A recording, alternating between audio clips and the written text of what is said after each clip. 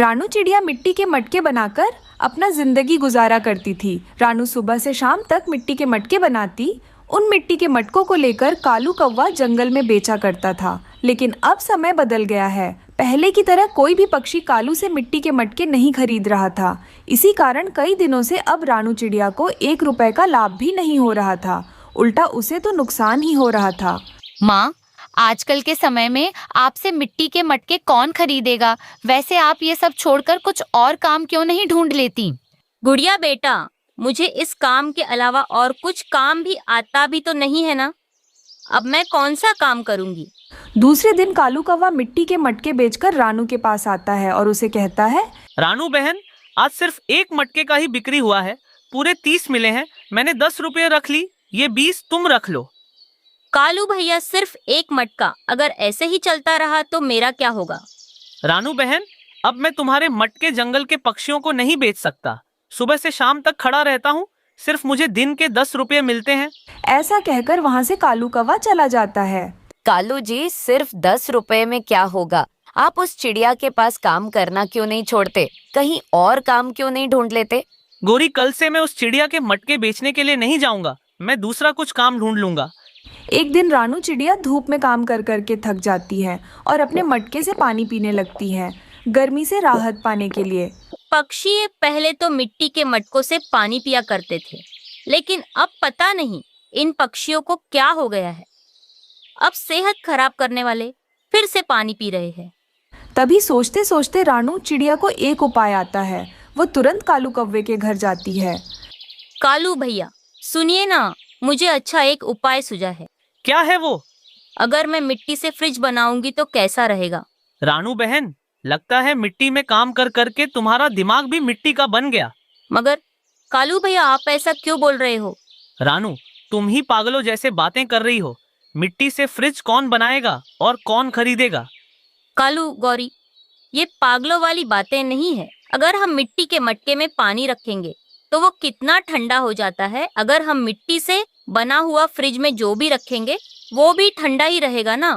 रानू बहन, अब तुम चलो, जाओ यहाँ से। हम दोनों का दिमाग मत खाना। पागलों जैसे बातें करने यहाँ आ गई हो तुम। कालू और गौरी गुस्से में रानू को वहाँ से भगा देते हैं।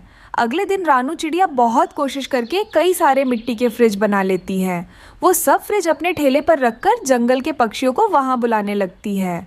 मिट्टी का फ्रिज ले लो, सस्ते में मिट्टी का फ्रिज।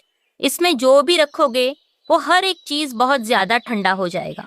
रानू की बातें सुनकर वहाँ पर कई सारे पक्षी जमा हो जाते हैं। पक्षियों, ये मिट्टी से बना हुआ गरीबों का फ्रिज है। इसमें पानी डालने से खूब चलता है। इसमें जो भी चीजें रखेंगे वो ठंडे हो जाएंगे। ये 2 हिस्सों में रहता है। पीछे वाले हिस्से में पानी डालना होगा। इसी कारण बाहर का तापमान अंदर नहीं आएगा और अंदर का तापमान कम नहीं होगा। ऐसे रानू चिड़िया मिट्टी का फ्रिज कैसे चलता है, वो सब पक्षियों को बताने लगती हैं। वहाँ पर जमा हुए कुछ पक्षियों को मिट्टी का फ्रिज बहुत अच्छा लगता है। वो रानू को कुछ पैसे देकर मिट्टी का फ्रिज खरीद के वहाँ से चले जाते हैं। ऐसा तरह तरह के पक्षी आकर रानू चिड़िया के पास से मिट्टी का फ्रिज खरीदकर उसे पैसे देकर वहाँ से चले जाते हैं। उस दिन रानू चिड़िया की बहुत अच्छी कमाई होती है। कालू जी, रानू चिड़िया मिट्टी के फ्रिज बनाकर जंगल के पक्षियों को बेच रही है और तो और वो उस फ्रिज से कई सारे पैसे कमा रही है। गोरी बेचारी उस दिन हमारे पास आई थी ना, तुम भी तो उसे पागल पागल कह रही थी और उसको यहाँ से भगा दिया। ऐसा कालू और गौरी अपने के करे पर पछता रहे थे। उधर रानू चिड़िया रोज रोज मिट्टी के फ्रिज बनाकर जंगल के पक्षियों को बेचकर कई सारे पैसे कमा रही थी और अपनी बेटी के साथ आगे की जिंदगी खुशी खुशी से बिताती है। जंगल में तेज बारिश हो रही थी। रानू चिड़िया अपनी बेटी के साथ अपने घोंसले में बैठी हुई थी। मम्मा, मम्मा, मुझे बहुत भूख लग रही है मम्मा। तुम चिंता मत करो गुड़िया बेटी, मैं बाहर जाकर कुछ न कुछ ले आती हूँ। मगर माँ, बाहर तो बहुत तेज बारिश हो रही है ना, आप कैसे उड़कर जाओगे? तुम चिंता मत करो बेटी, मैं कैसे न कैसे करके तुम्हारे लिए भोजन लेकर आऊंगी। रानू चिड़िया अपने बेटी के लिए दाना ढूंढने के लिए घर से बाहर निकली थी। वो बारिश में दाने की खोज में इधर उधर घूम रही थी। तभी उसको एक जगह पर कुछ दाने मिल जाते हैं। ये क्या, इतनी तेज बारिश हो रही है, फिर भी इतने दाने यहाँ कैसे पड़े हुए हैं? चलो, अच्छी बात है, मुझे तो ये दाने मिल गए हैं। अब मैं आराम से इन्हें घर ले जाऊंगी।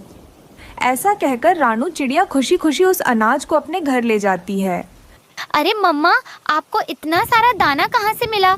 अरे गुड़िया बेटी, ये अनाज मुझे एक बड़े से पेड़ के नीचे पत्ते के नीचे मिला। चलो गुड़िया बेटी, तुम खा लो। बाकी बचा हुआ अनाज हम लोग छुपा कर रखेंगे, बारिश रुकने तक काम आ सकता है। फिर गुड़िया उस दाने को मजे मजे से खाने लगती है। दूसरी तरफ गोरी और कालू उस जगह पर आते हैं जहाँ पर रानू को अनाज मिला था। कालू जी, यहाँ पर हमारा दाना नहीं है, हम लुट गए, कोई हमारा दाना चुरा कर ले गया। गोरी, मैंने तुमसे कहा था कि दाना लेकर घर चलते हैं, लेकिन तुमने मेरी एक ना मानी। अब खा लो दाना। मैं उस चोर को छोड़ूंगी नहीं, मैं उसे ढूंढ लूंगी, मैं सबके घरों में जाकर देखूंगी। मैं तो घर जा रहा हूँ, बारिश की वजह से मुझे बहुत ठंड लग रही है। तुम ढूंढो अपना दाना। ऐसा कहकर कालू कौवा वहाँ से अपने घर चला जाता है, मगर गोरी कौवी सबसे पहले लूसी कबूतरी के घर जाती है। लूसी बहन, अरे ओ लूसी बहन, क्या तुम सो रही हो? क्या बात है गौरी, तुम इतनी तेज बारिश में मेरे घर क्यों आई हो? लूसी ने बारिश के मौसम के लिए कुछ दाने छुपा कर रखे थे।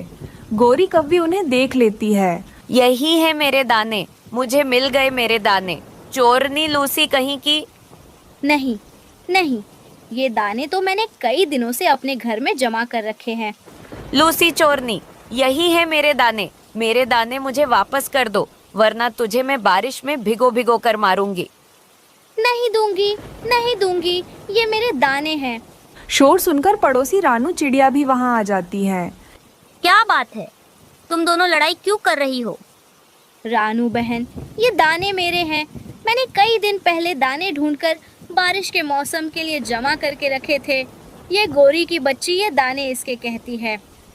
रानू बहन, मैंने पत्तों के नीचे दाने छुपा कर रखे थे, न जाने ये लूसी मेरे दाने क्यों चुरा कर ले आई है।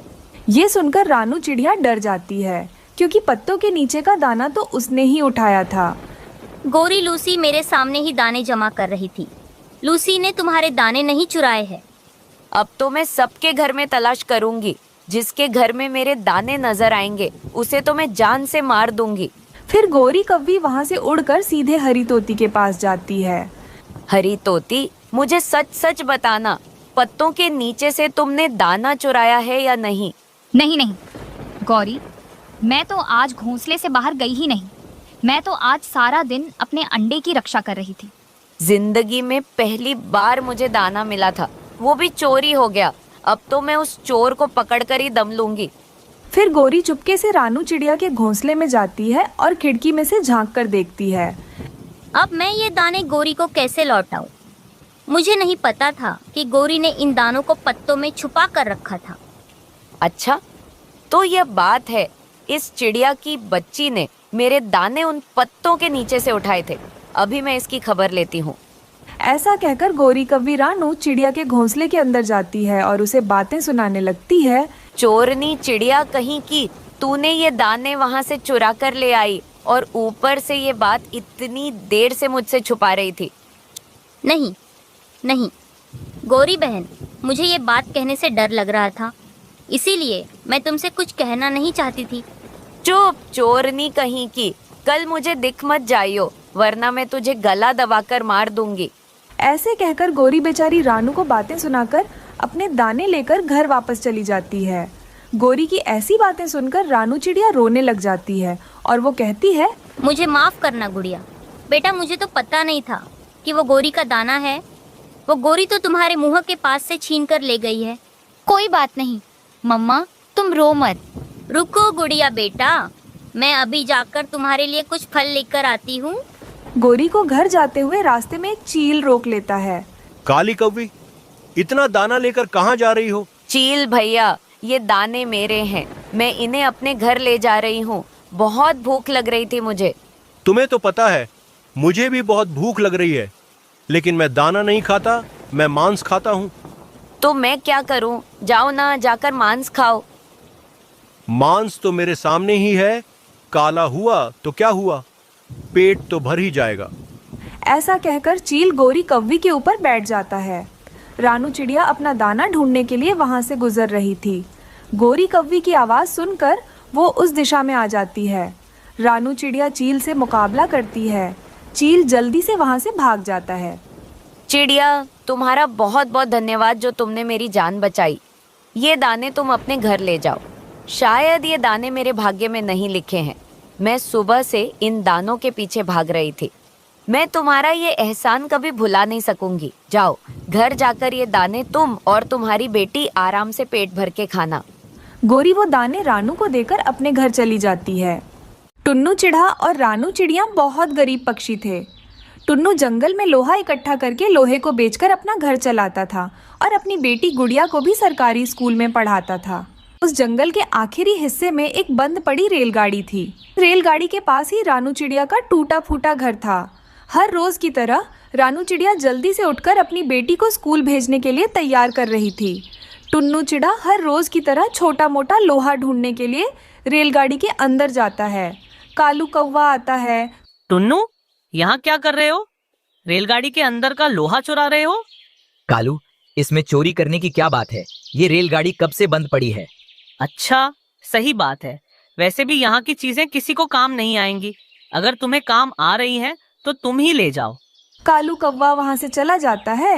टुन्नू चिड़ा वहां से थोड़ा बहुत लोहा लेकर घर वापस चला जाता है।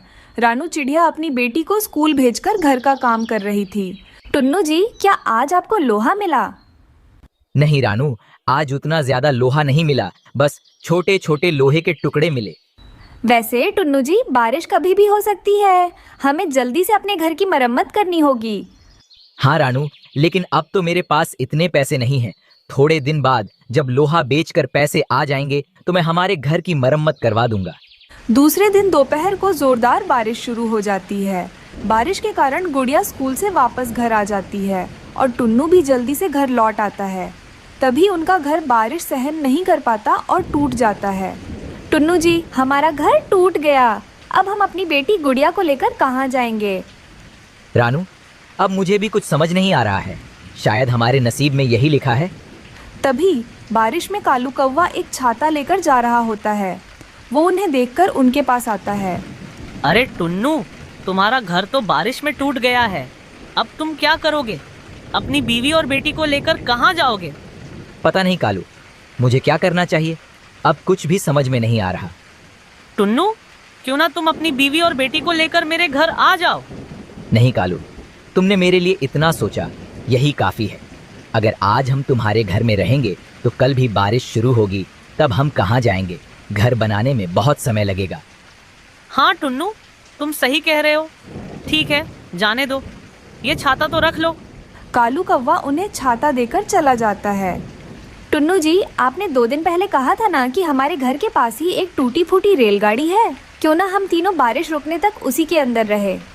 अरे वाह रानू, तुमने तो बहुत अच्छा उपाय बताया। जल्दी से चलो, हम अभी चलते हैं, वरना गुड़िया बारिश में भीगकर बीमार पड़ जाएगी। टुन्नू उन्हें रेलगाड़ी के अंदर ले आता है। फिर वो छाता लेकर अपने टूटे हुए घर से ज़रूरत का सामान ले आता है, जैसे कि चूल्हा, बर्तन और कुछ खाने की चीज़ें। रानू चिड़िया अपने पति और बेटी के लिए उस ट्रेन में ही खाना बनाती है। उस रात वे तीनों भोजन करके आराम से सो जाते हैं। दूसरे और तीसरे दिन लगातार बारिश होती रहती है। रानू, ये रेलगाड़ी कई दिनों से बंद पड़ी है। यहाँ कोई आता जाता भी नहीं। क्यों ना इसी में हम हमेशा के लिए अपना घर बना लें। मगर टुन्नू जी, हम सब यहाँ ऐसे कैसे रह सकते हैं? रानू, अब मेरे पास घर बनाने के लिए ना तो पैसे हैं और ना ही कोई अच्छी नौकरी। हाँ टुन्नू जी, वैसे यहाँ हम सुरक्षित रह सकते हैं। रानू, जब मुझे अच्छी नौकरी मिल जाएगी और मेरे पास अच्छे खासे पैसे होंगे, तब मैं हमारे लिए एक अच्छा मजबूत घर बना लूंगा। तब तक हम यहीं रहेंगे। उस दिन के बाद से टुन्नू चिड़ा अपने परिवार के साथ उस रेलगाड़ी में खुशी खुशी रहने लगता है। दूर किसी जंगल में कई सारे तरह तरह के पक्षी रहा करते थे। वो सभी पक्षी उस जंगल में बहुत ज्यादा खुश थे, क्योंकि उस जंगल में खाने पीने की कोई कमी नहीं थी। इसीलिए उस जंगल के पक्षी सब बेफिक्र रहते थे। उसी जंगल में रहने वाली रानू चिड़िया एक कमजोर घर में रहती थी। ऐसा करती हूँ, पहले भोजन ढूंढ कर ले आती हूँ। क्या पता सारे पक्षी अपना अपना भोजन लेकर चले जाएं। फिर बाद में मुझे भोजन ही ना मिले। ऐसा सोचकर रानू जंगल में भोजन लेने के लिए चली जाती है। उसके जाते ही जोरों की बारिश शुरू हो जाती है। चिड़िया का घोंसला कमज़ोर होने के कारण हवाओं के वजह से ज़ोर ज़ोर से हिलने लगता है और नीचे गिर के टूट जाता है। जब चिड़िया लौट आकर अपने टूटे हुए घोंसले को देखती है तो वो चौंक जाती है। हे ऊपर वाले, मेरा घोंसला तो टूट गया, अब मैं क्या करूँगी? मैं कहाँ रहूँगी? कोई भी पक्षी मुझे अपने घर में नहीं रखेगा। हे ऊपर वाले, मेरे साथ क्या हुआ है? मेरे साथ बहुत बुरा हुआ। अब मुझे समझ में नहीं आ रहा है कि अब मैं क्या करूं। हमारे जंगल में तो सूखी लकड़ियां नहीं मिलेगी घर बनाने के लिए। अब मुझे एक काम करना पड़ेगा, मुझे दूसरे जंगल जाना पड़ेगा। इतनी तेज़ बारिश में मैं अभी दूसरे जंगल नहीं जा सकती। मुझे कल सुबह ही दूसरे जंगल जाना पड़ेगा। फिर रानू किसी तरह एक पत्ते के नीचे रात बिताती है। फिर चिड़िया सुबह होते ही दूसरे जंगल के लिए निकल जाती है। उस जंगल में कालू और गोरी दो दुष्ट कौवे रहते थे। वो दोनों काफ़ी ज़्यादा आलसी थे। वो अपने लिए घर भी नहीं बनाते थे और भोजन तो दूसरे पक्षियों से चुरा कर खाते थे। कालू जी, आप हमारे लिए पक्का घर कब बनाओगे? हमेशा घोंसले में सोते रहते हो। गौरी, तुम्हें तो पता है मैं बहुत आलसी हूँ। वैसे भी हमको घर बनाने की क्या जरूरत है? अगर कोई पागल पक्षी मेहनत करके घर बनाएगा तो हम दोनों उसे डरा धमका कर उसका घर कब्जा कर लेंगे। अरे वाह कालू जी, क्या सोचा है आपने? मगर ऐसा पागल पक्षी कहाँ मिलेगा? तुम चिंता मत करो गौरी, कोई ना कोई पक्षी 2 दिनों में ही मिल ही जाएगा। दूसरे दिन चिड़िया उस जंगल में आई हुई थी। मुझे इस जंगल में सूखी और मजबूत लकड़ियाँ ढूंढनी पड़ेगी, तभी मेरा घर अच्छे से बन पाएगा। चलो मैं किसी पक्षी से पूछ लेती हूँ कि सूखी और मजबूत लकड़ियाँ कहाँ मिलेगी। ऐसा सोचकर चिड़िया वहाँ से चली जाती है। रास्ते में उसे कौवों का घोंसला नजर आता है। वह तुरंत उनके पास आ जाती है।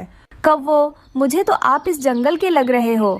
मुझे बस इतना बता दीजिए कि सूखी लकड़ियाँ कहाँ मिलेगी। मैं दूसरे जंगल से आई हूँ। बारिश की वजह से मेरा घोंसला टूट गया है। इस जंगल में मैं मजबूत घर बनाकर रहना चाहती हूँ। अरे वाह चिड़िया, यहाँ से तुम सीधी जाओ, वहाँ पर तुम्हें एक पेड़ मिल जाएगा। उधर ही तुम्हें सूखी लकड़ियाँ भी मिल ही जाएंगी। तुम दोनों का बहुत बहुत धन्यवाद। फिर चिड़िया वहाँ से सूखी लकड़ियाँ लेने के लिए चली जाती है। देखा कालू जी, आपने यह पागल चिड़िया ढूंढते हुए हमारे पास आ ही गई। हाँ गौरी, अब जल्दी से इसे मेहनत करके घर बनाने दो, फिर हम दोनों इसे डरा धमका कर इसका घर छीन लेंगे। और कालू जी चिड़िया को धक्के मार के बाहर निकालेंगे। फिर रानू चिड़िया को एक जगह ढेर सारे सूखी लकड़ियाँ दिखाई देती हैं। अरे ये क्या, ये लकड़ियाँ तो काफ़ी ज़्यादा कमज़ोर लग रही हैं। अब मैं क्या करूँगी? चलो मैं इसी से ही घर बना लेती हूँ। बारिश कभी भी शुरू हो सकती है।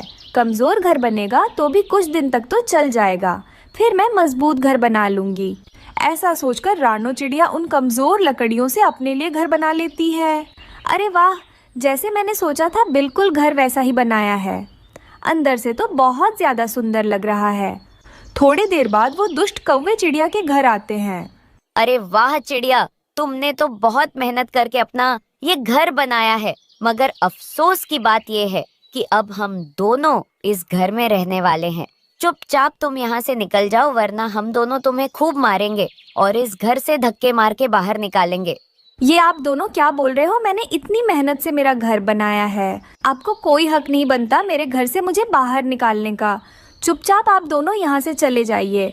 चिड़िया, क्या तुम्हें पता है इस जंगल के चील से हमारे अच्छे संबंध है, उसे कहकर तुम्हारा शोरबा बना देंगे। ये सब सुनकर चिड़िया बहुत डर जाती है और वहाँ से चली जाती है। तभी जोरों की बारिश शुरू हो जाती है। चिड़िया एक घने पेड़ के नीचे आकर बैठ जाती है और रोने लग जाती है। मेरे साथ हमेशा ऐसा ही क्यों होता है? पहले जिस जंगल में रहती थी वहाँ मेरा घोंसला टूट गया और यहाँ आकर मैंने मेहनत से घर बनाया तो उन कौवों ने मेरा घर ही कब्जा कर लिया। अब मैं क्या करूँगी? इतनी तेज़ बारिश में कहाँ जाऊँगी? तभी चिड़िया को वहाँ पर पड़े हुए ढेर सारे बांस की लकड़ियाँ दिखाई देती हैं। चिड़िया उन लकड़ियों से घर बनाने के बारे में सोचती है। क्यों ना मैं बांस का घर बना लूँ? बांस का घर तो बहुत ही ज़्यादा मजबूत और टिकाऊ होता है। ऐसा सोचकर चिड़िया बांस का घर बना लेती है। दूसरी तरफ चिड़िया का पुराना घर काफ़ी ज़्यादा कमज़ोर होने के कारण बारिश में टिक नहीं पाता। वो टूट जाता है। उसके नीचे कौवे दबकर उधर ही मर जाते हैं। चिड़िया बारिश के मौसम में अपने बांस के घर में आराम से रह रही थी क्योंकि अब उसे परेशान करने वाला कोई नहीं था। टुन्नू जी, अब घर की मरम्मत भी हो गई और हमने भोजन भी जमा कर लिया। अब बारिश का मौसम आ भी गया तो हमें बारिश से कोई परेशानी नहीं होगी। रानू, तुम दिन भर इतना सारा काम करती हो, क्या तुम थकती नहीं हो? हाँ तो टुन्नू जी, आप भी तो इतना ज्यादा काम करते हो। आप इतनी ज्यादा सूखे में भोजन खोज कर ले आते हो। रानू, मुझे तुम्हारे लिए और गुड़िया के लिए ये सब करके बहुत खुशी होती है। मम्मा पापा, आप दोनों चिंता ना करें। जब मैं बड़ी हो जाऊंगी सब काम मैं कर लूंगी और आप दोनों के लिए भोजन भी खोज करके ले आऊंगी। देखा टुन्नू जी, हमारी गुड़िया कितनी मीठी मीठी बातें करती है। अच्छा गुड़िया बेटी, तुम अपने पापा के साथ रहो। मैं नदी से पानी पीने के लिए जा रही हूँ, थोड़ी ही देर में वापस आ जाऊंगी। ये कहकर चिड़िया पानी पीने नदी के पास चली जाती है। वो एक पेड़ के नीचे आकर बैठ जाती है।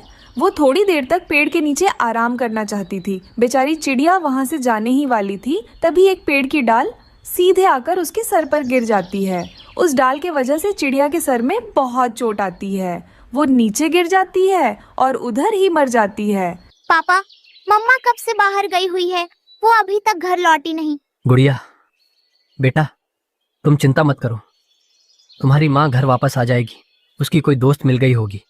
बेचारी नन्ही सी गुड़िया ये नहीं जानती थी कि उसकी माँ बहुत दूर चली गई है और कभी भी वापस लौटकर नहीं आने वाली। तभी मिट्ठू तोता नदी से गुजर रहा था। वो चिड़िया को देख लेता है और तुरंत उसके पास आता है। अरे चिड़िया, ये डाल के नीचे कैसे आ गई? मुझे जल्दी से हटाना होगा। फिर मिट्ठू तोता किसी तरह उस पेड़ की डाल को वहाँ से हटा देता है। चिड़िया चिड़िया बहन, जल्दी से उठो, तुम्हारे लिए तुम्हारा परिवार घर में इंतजार कर रहा होगा। रानू और तोता को कबूतर दूर से देख लेता है और तुरंत उनके पास आ जाता है। कबूतर, चिड़िया डाल के नीचे गिरी हुई थी, मैंने तो डाल हटा ली, लेकिन अब चिड़िया कुछ बोल नहीं रही है। मिट्ठू, मुझे लगता है चिड़िया हम सबको छोड़कर चली गई है। ये मर गई है।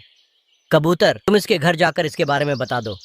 मैं तो नहीं जा पाऊंगा, मेरी इतनी हिम्मत नहीं है। फिर कबूतर जल्दी से चिड़िया के घर चला जाता है। मगर कबूतर, ऐसे कैसे हो सकता है? अभी अभी तो रानू नदी से पानी पीने गई है। टुन्नू, वो पेड़ की डाल बहुत बड़ी थी, वो सीधे रानू के सर पर आकर लगी। खून बहुत बह गया, जिस वजह से रानू चिड़िया हम सबको छोड़कर चली गई। कबूतर अंकल, क्या मेरी माँ को चोट लगी है? वो ठीक तो हो जाएगी ना? गुड़िया अब भी बहुत छोटी थी, उसे मर जाना क्या होता है ये सब पता नहीं। देखो टुन्नू, लगता है गुड़िया अभी बहुत छोटी है। तुम रानू के बारे में इसे कुछ भी मत बताना। ऐसा कहकर कबूतर वहाँ से चला जाता है। तभी टुन्नू चिड़ा अपनी बेटी गुड़िया से कहता है, गुड़िया बेटी, तुम्हारी माँ बहुत जल्दी आ जाएगी, वो दूसरे जंगल गई हुई है। मगर पापा, मुझे माँ के बिना नींद कैसे आएगी? ऐसे ही कुछ दिन बीत जाते हैं। एक दिन कबूतर तोते से कहता है, तोते, अभी तो बहुत दिन हो गए हैं।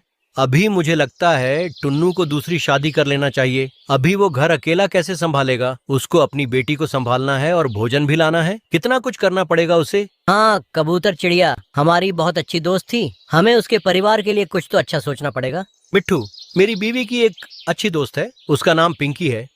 अगर टुन्नू मान गया तो हम पिंकी की शादी टुन्नू से करवा देंगे। हाँ कबूतर, हम दोनों अभी टुन्नू के पास जाएंगे और उसे सारी बात बताएंगे। फिर कबूतर और मिट्ठू तोता टुन्नू के घर आते हैं। ये तो मेरे लिए बहुत मुश्किल होगा, गुड़िया तो उसे अपनी माँ कभी नहीं मानेगी। टुन्नू, तुम बड़े हो और समझदार भी। गुड़िया अभी बहुत छोटी है, वो समय के साथ साथ उस चिड़िया को अपनी माँ मान लेगी। फिर टुन्नू चिड़ा भी मान जाता है। वो सब मिलकर टुन्नू की शादी पिंकी चिड़िया से करवा देते हैं।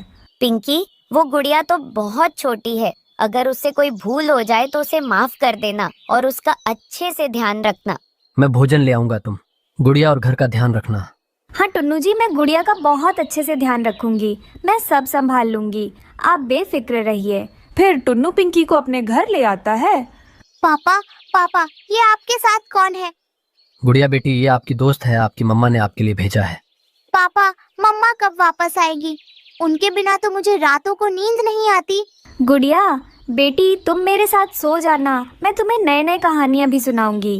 अच्छा, मेरी दोस्त, मुझे पानी पीना है, क्या तुम मेरे साथ नदी पर चलोगी? हाँ गुड़िया बेटी, तुम चलो मेरे साथ नदी के पास, आज मैं तुम्हें पानी पिलाती हूँ। फिर पिंकी गुड़िया को नदी के पास ले जाती है। वहाँ गोरी और कालू कौवा पहले से बैठे हुए थे।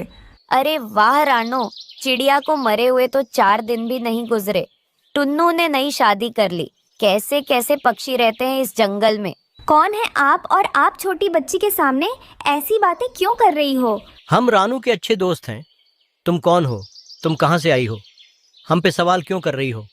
गुड़िया बेटी, तुम्हारी माँ रानू मर गई है। अब वो कभी तुम्हारे पास वापस लौट कर नहीं आएगी। तुम चुप हो जाओ काली कव्वी, छोटी सी बच्ची के सामने क्या क्या बोल रही हो। गौरी आंटी, आप बताओ मेरी माँ कहाँ है? पापा ने तो बताया है मेरी माँ दूसरे जंगल गई हुई है, वह जल्दी ही वापस आ जाएगी। गुड़िया, सब झूठ है। तुम्हारी माँ मर गई है और तुम्हारे पापा ने दूसरी शादी इस चिड़िया से कर ली। ये सब बातें गुड़िया को बोलकर कालू और गोरी वहाँ से चले जाते हैं। आप सब ने मुझसे झूठ क्यों बोला? मुझे अभी मेरी मम्मा चाहिए। आप सब मुझे मेरी मम्मा के पास ले चलो, मैं आपके साथ नहीं रहूंगी। गुड़िया मेरी जान, मैं आपकी मम्मा की तरह ही आपसे प्यार करूंगी, आपसे कभी झूठ नहीं बोलूंगी। फिर पिंकी चिड़िया जल्दी से गुड़िया को घर लाती है। घर आते ही गुड़िया अपनी माँ को याद करके रोते हुए सो जाती है। आधी रात को गुड़िया के सपने में उसकी माँ रानो चिड़िया आती है। गुड़िया बेटी, तुम्हारी नई मम्मा बहुत ही अच्छी हैं, मैंने ही उन्हें भेजा है। तुम उनसे प्यार से रहो और हर बात मानो। मैं कभी वापस लौटकर नहीं आ पाऊंगी, मैं बहुत दूर चली गई हूँ। अपनी माँ को सपने में देखकर गुड़िया तुरंत आंखें खोलती है। माँ, माँ, आप कहाँ हो? आप जो बोलोगी मैं वही करूँगी। फिर गुड़िया जल्दी से अपनी नई माँ के गले लग जाती है। पापा, माँ, आप दोनों मुझे माफ कर दो। आज के बाद से मैं आप दोनों की बात मानूंगी। माँ, आज के बाद से आप ही मेरी माँ हो। उस दिन के बाद से वो परिवार फिर से खुशी खुशी से रहने लगता है। जंगल में बढ़ती हुई ठंड के साथ साथ कौवा और कव्वी में लड़ाई भी बढ़ गई थी। कालू, आज मैं तुम्हारे घोंसले में सोऊंगी। मेरे घोंसले में मुझे सारी रात ठंड लगती रहती है। ना ना, अपने घोंसले में ही रहो। मैंने बहुत मुश्किल से अपने घोंसले में सूखी घास लगाई है। ऐसे सारे काम पापा पक्षी ही करते हैं। सबके घोंसले गर्म हैं और एक मैं ही हूँ कि ठंड में मर रही हूँ। मैं तो जा रही हूँ चिड़िया के घर। आज मैं वहाँ ही सो जाऊंगी। जाओ जाओ, चिड़िया तुम्हें अपने घर में रखेगी तो फिर ही ना। मगर गोरी कव्वी ठंडी रात में अपने घर से निकलती है। वो चिड़िया के दरवाजे पर दस्तक देती है। गोरी, तुम इस समय? चिड़िया बहन, आज की रात मुझे अपने घर में सो लेने दे। मेरी कालू से लड़ाई हो गई है। गोरी बहन, मेरे पास 2 ही घोंसले हैं, एक में मेरे बच्चे सोए हुए हैं और दूसरे में मैं सोती हूँ। चिड़िया बहन, अब अगर मैं वापस गई तो कालू मेरा बहुत मजाक उड़ाएगा। प्लीज आज की रात चिड़िया। फिर चिड़िया अपने बच्चों को अपने साथ लिटा लेती है और वो घोंसला गौरी कव्वी को दे देती है। ये घोंसला तो बहुत गर्म है, मजा ही आ गया तुम्हारे घोंसले में लेटने का। इस घोंसले में मैंने गर्म बिस्तर बिछाया हुआ है, मेरी माँ ने दिए थे मुझे गर्म बिस्तर। फिर गोरी सो जाती है। वो रात गोरी कव्वी बड़े आराम से सोती है। दोनों पति पत्नी दिन आवारा घूमने में गुजार देते हैं और जब रात होती है तो गोरी कव्वी फिर से चिड़िया के घर जाती है। चिड़िया चिड़िया, आज फिर मेरी कालू से लड़ाई हो गई है। चिड़िया घर के अंदर से ही आवाज देती है। मगर आज मैं तुम्हें अपने घर में नहीं आने दूंगी। बच्चे बड़े हो गए हैं, मुझे बच्चों के साथ नींद नहीं आती। तुम जाओ यहाँ से। छोटी चिड़िया, बड़ी बातें करने लगी है तू, मुझे भी गोरी कहते हैं। गुस्से में गोरी वहाँ से चली जाती है। मैं ना कहता था आज तो चिड़िया कभी भी तुम्हें नहीं रखेगी। बड़ा आया, सो जा चुप करके। दूसरे दिन गोरी कव्वी चिड़िया के घर के पास छुप कर बैठ जाती है। जब चिड़िया अपनी बच्चों के साथ नदी पर पानी पीने जाती है तो गोरी कव्वी खिड़की के रास्ते चिड़िया के घर में घुस जाती है और चिड़िया के दोनों घोंसलों में पानी गिरा देती है। अगर मुझे इन घोंसलों में नहीं सोने दोगी तो चिड़िया की बच्ची तुम भी नहीं सोगी। गोरी वहाँ से भाग जाती है। रात को जब चिड़िया और उसके बच्चे घोंसले में लेटते हैं तो घोंसले गीले थे। मम्मा, मम्मा, हमारा घोंसला गीला है, ये बहुत ठंडा है। मेरा घोंसला भी गीला है, हमारे घोंसलों में पानी किसने गिराया होगा? मम्मा, कल रात आपने गोरी आंटी को घर में आने से मना किया था। यह काम जरूर गोरी आंटी ने ही किया होगा। हाँ, ये काम जरूर उस गोरी की बच्ची का ही है, मगर मैं भी उसे सजा जरूर दूंगी। दूसरे दिन चिड़िया झाड़ियों वाले जंगल जाती है और वहाँ से एक ऐसी झाड़ी के पत्ते तोड़ती है जिनको छू लेने से शरीर पर खुजली शुरू हो जाती है। गुड़िया और कुकू, अब देखना वो गौरी ठंड की रात में भागती फिरेगी। चिड़िया वो पत्ते एक घोंसले में बिछा देती है। कुकू बेटा, जाओ और गोरी को बताओ कि आज वो हमारे घर में सो सकती है। मम्मा, मम्मा, गोरी आंटी का शरीर सुर्ख हो जाएगा इन पत्तों पर लेटकर। कुकू जल्दी से गौरी कव्वी की तरफ जाता है। आंटी, आंटी मम्मा ने भेजा है। मम्मा कहती हैं कि आज रात आप हमारे घर में सो जाएं। तो फिर मान गई तुम्हारी। मम्मा मैं ना कहती थी, मुझे भी गौरी कहते हैं। गोरी कुकू के साथ जाती है। गोरी घोंसले में पानी गिराने की क्या जरूरत थी? ये तो तुम्हारा अपना ही घर है। जब जी चाहे आ जाया करो और इसी घोंसले में सो जाया करो। चिड़िया, कल तुमने मेरी इंसल्ट की तो मुझे गुस्सा आ गया था। फिर गोरी चिड़िया के घोंसले में लेट जाती है। चिड़िया के बच्चे गौर गौर से गोरी कौवी की तरफ देख रहे थे। चिड़िया, ना जाने क्यों मेरे शरीर पर खुजली शुरू हो गई है। ये सुनकर बच्चे हंसने लगते हैं। 1 2 त्रिझाड़ी के पत्तों का काम हुआ शुरू। बचाओ चिड़िया, मुझे बचाओ, मेरे शरीर पर बहुत खुजली हो रही है। गौरी कौवी इधर उधर उड़ती हुई घर से बाहर निकल जाती है। वो कौवी इस पेड़ से टकराती तो कभी उस पेड़ से मर गई। उस चिड़िया ने घोंसले में ना जाने क्या रखा हुआ था। हाय, मर गई। ठंडे पानी से नहाओ गोरी, फिर ही तुम ठीक होगी। फिर गौरी ठंडी ठंडी रात में नदी के ठंडे पानी में कूद जाती है। तब जाकर उसकी खुजली कम होती है, मगर बाकी की रात अपने घर में ठिठुर कर गुजारती है। उसे छोटी चिड़िया ना समझो, वो बहुत सियानी चिड़िया है। ऐसे गौरी कौवी को सजा मिलती है।